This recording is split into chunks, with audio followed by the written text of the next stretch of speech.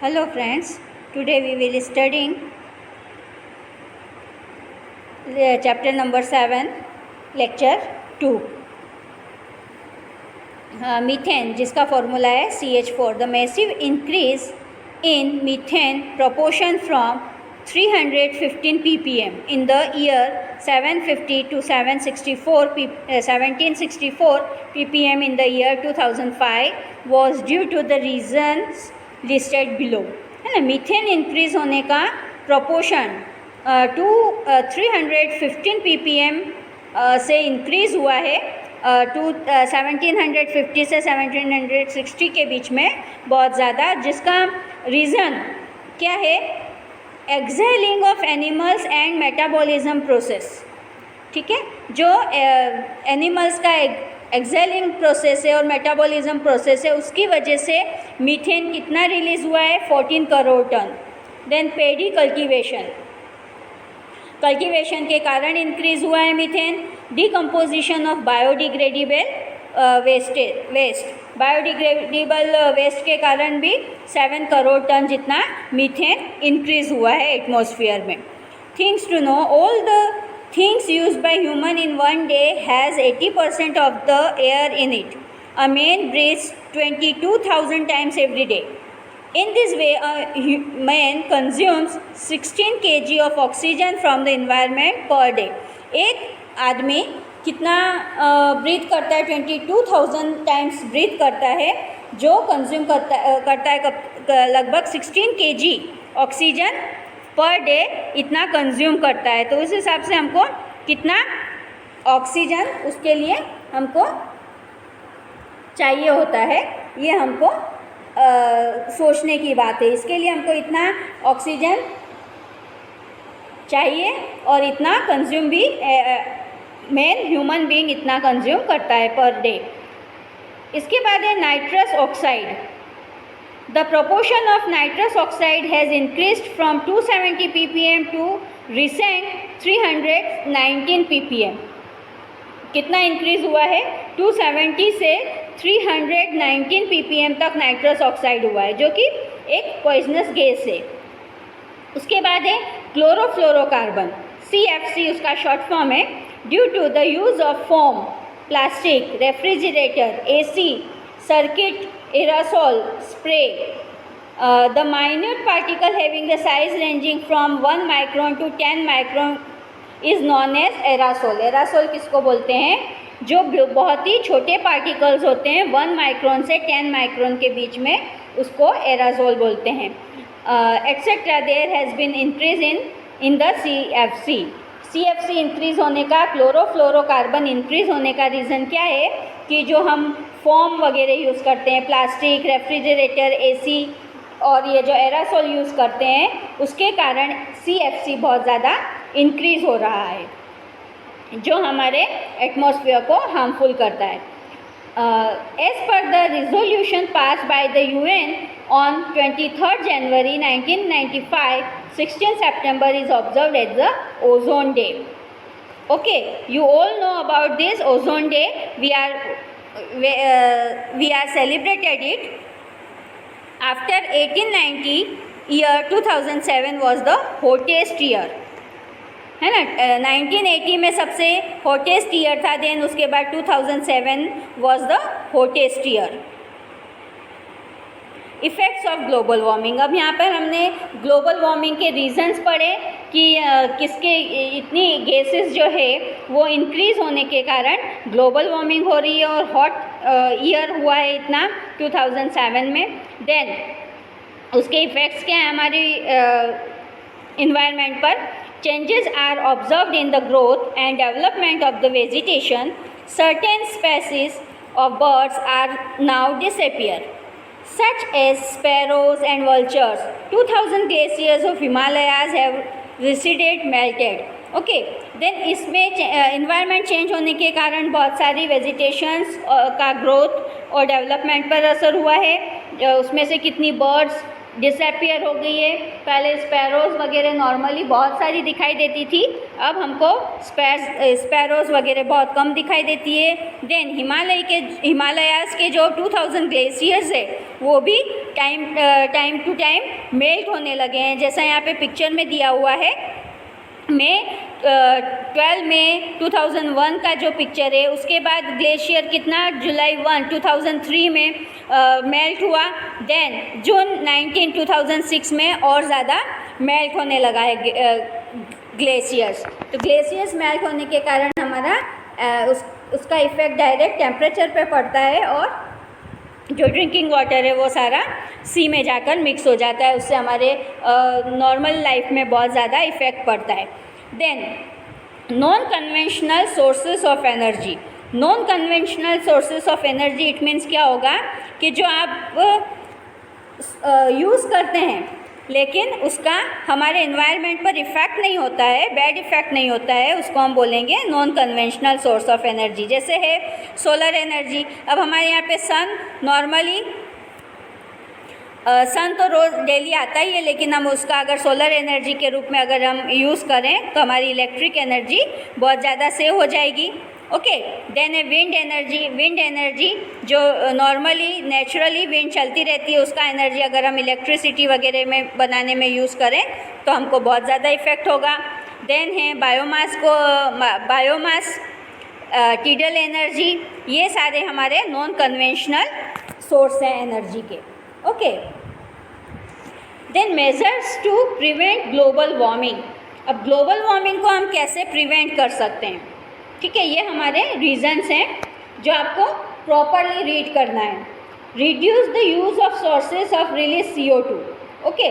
जो रिसोर्सेज हैं CO2 release करने के, उसको हमको रिड्यूस करना है।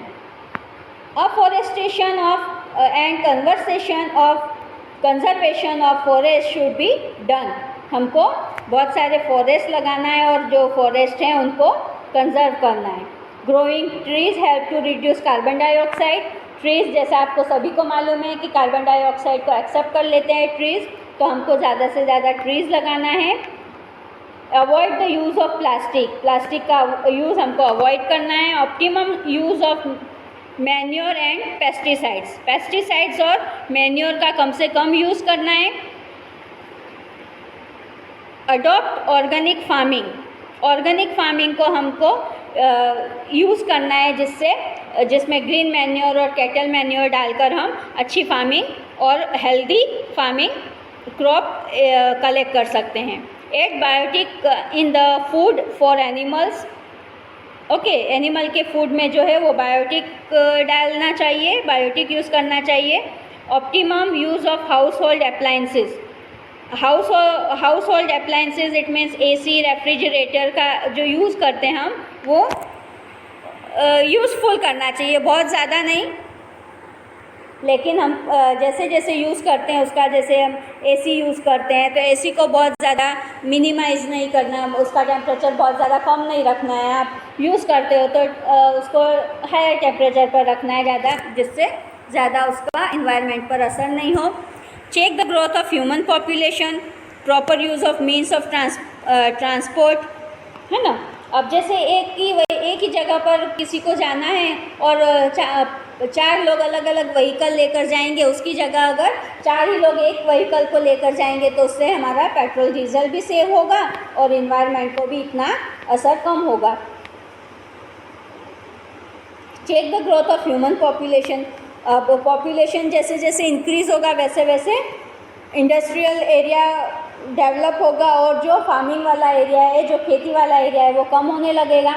तो उससे हमारे बहुत ज़्यादा पॉपुलेशन बढ़ेगी तो CO2 बढ़ेगी, क्योंकि जैसा हमने पढ़ा ऑक्सीजन लेते हैं और कार्बन डाइऑक्साइड इन्हेंस करते हैं तो छोड़ते हैं, तो बहुत ज़्यादा एटमॉस्फेयर पे उसका असर होता है। Design the building with sufficient ventilation to save electricity, है ना। दिन में भी हमको लाइटें ऑन करनी पड़ती है, इस टाइप से अगर वेंटिलेशन अच्छा हो तो हमको डे टाइम पर भी इलेक्ट्रिसिटी का यूज़ कम करना चाहिए। Increase the use of eco friendly papers.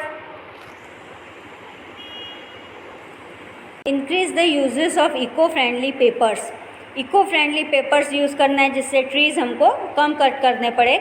Growth plants and trees around your house, घर के आसपास हमको ट्रीज़ एंड प्लांट्स लगाना है। Make optimum use of natural resources, use petroleum product judiciously, है ना। पेट्रोलियम प्रोडक्ट जैसे पेट्रोल, डीजल, एलपीजी वगैरह हमको प्रॉपर जुडिशियली यूज़ करना है, जितना यूज़ में आए उतना ही वेस्ट नहीं करना है उसका। Use water carefully, practice rain water harvesting, rain water जो हार्वेस्टिंग करेंगे तो वो हमको वाटर ड्रिंकिंग में और इसमें काम लगे, ताकि हमारा अंडरग्राउंड वाटर लेवल भी बढ़े और हमको रेन के लिए वाटर, ड्रिंकिंग वाटर के लिए हमको सफ़र ना करना पड़े। Increasing the use of CNG and non conventional source of energy, CNG का यूज़ करके हम कंप्रेस नेचुरल गैस, सीएनजी का फुल फॉर्म है, जो हम व्हीकल्स में और नॉर्मल खाने में गैस में यूज़ करते हैं, उसका यूज़ हमको बढ़ाना चाहिए। और non conventional source of energy, जैसे हमने सोलर एनर्जी और विंड एनर्जी, टीडल एनर्जी, ये सब स्टडी किया पहले, वो सब का सोर्स हमको बढ़ाना चाहिए, जिससे हमारा ये जो नेचुरल सोर्सेज हैं ये हमारा इंक्रीज़ हो और हम लोग इसकी डिस इफेक्ट से बचते रहें। Then global policy to protect environment, है ना। अब ये ग्लोबल पॉलिसी इन्वायरमेंट के लिए इन्वायरमेंट को प्रोटेक्ट करने के लिए ग्लोबल पॉलिसी बनी, जिसके बारे में अब हम पढ़ेंगे।